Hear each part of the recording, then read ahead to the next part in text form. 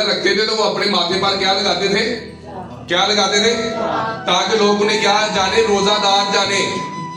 جب آپ اپنے ماتھوں پر راکھ لگاتے ہیں، جب آپ چرچ سے باہر آتے ہیں تو میں نے آج پہلا روزہ رکھا ہے، میں نے اپنے سر پر راکھ لگائی ہے۔ تو یسوع مسیح نے کہا جب تم روزہ رکھے ڈالنا، اور لکھا یہاں پر یسوع نے کہا کہ اپنے ماتھے پر راکھ لگانی، کیا ڈالنا؟ سر پر تیل۔ یسوع مسیح نے کہا جب تو روزہ رکھے تو اپنی صورت تمہیں اداس نہیں بنانی۔ اگر تو لوگوں کو بتائے گا کہ تیرا روزہ ہے تو پھر تو ریاکار ہے۔ یسوع مسیح نے کہا جب تم روزہ رکھو تو ماتھوں پر کیا لگاؤ؟ راکھ لگاؤ۔ لکھا ہے اب یسوع کی ماننی ہے کہ موسیٰ کی؟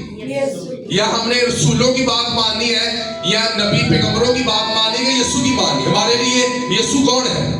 ہمارے لیے تو یسوع خدا ہے نا۔ تو جب خدا آپ کو کہہ رہا ہے کہ جب تو روزہ رکھے تو اپنی صورت نہ بگاڑ، تُنے اپنا منہ دھونا ہے اور اپنے سر پر تُنے کیا ڈالنا ہے؟